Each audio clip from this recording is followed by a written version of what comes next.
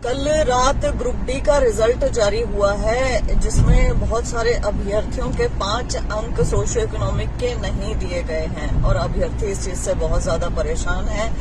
Call कर रहे हैं, मैसेजेस कर रहे हैं। मैं आप सबको एक चीज बताना चाहती हूँ कि आपके रिजल्ट के नीचे लिखा गया है provisional marks awarded under socio economic criteria maximum 5 on following parameters. पहले मैं इसे अंग्रेजी में पढ़ूंगी, फिर मैं इसकी हिंदी आपको बताऊंगी।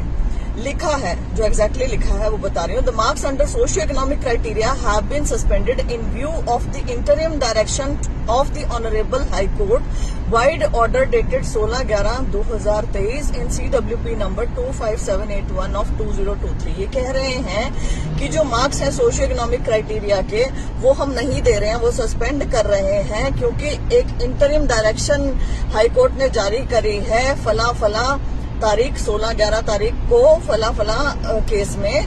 Therefore the award of socio economic criteria marks shall remain suspended. इसलिए हम सोशियो इकोनॉमिक के मार्क्स नहीं देंगे तब तक and will not be considered till the final outcome of CWP number this. और ये तब तक कंसीडर नहीं करेंगे जब तक इस केस का फैसला नहीं हो जाता है, फाइनल आउटकम नहीं आ जाता है, जजमेंट नहीं आ जाता है। CWP number 25781 of 2023 titled as Varun Bhardwaj versus state of Haryana and other connected matters. इन्होंने कहा कि जब तक इस केस का फैसला नहीं आ जाता है तब तक सोशियो इकोनॉमिक के अंक किसी को नहीं मिलेंगे। ये जो रिजल्ट जारी हुआ है, ये बिना सोशियो इकोनॉमिक के अंकों के जारी किया गया है हरियाणा सरकार द्वारा।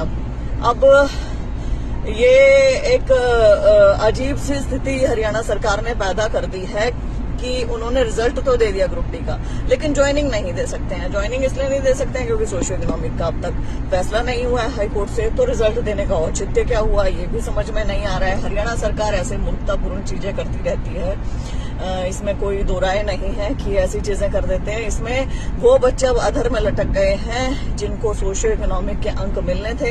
अब ऐसी भी चीजें हो सकती है कि सोशियो इकोनॉमिक के अंक अवार्ड नहीं किए हैं, तो जितने बच्चे पास दिखा रखे हैं, अब इनमें जो बिना सोशियो इकोनॉमिक अंकों के पास हैं वो तो ठीक है।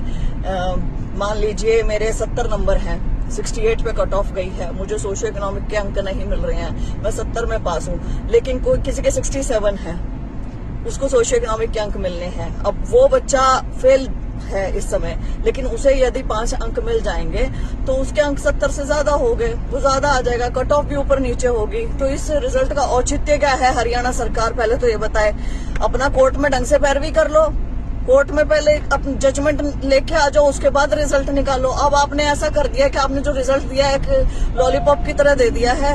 अब बच्चे और ज्यादा प्रताड़ित कर दिया आपने, क्योंकि जो पास अपने आप को समझ रहे होंगे, कल को आप उन्हें फेल करोगे। अब ये रिजल्ट 100% चेंज होगा यदि सोशियो इकोनॉमिक के अंक अवार्ड होते हैं तो।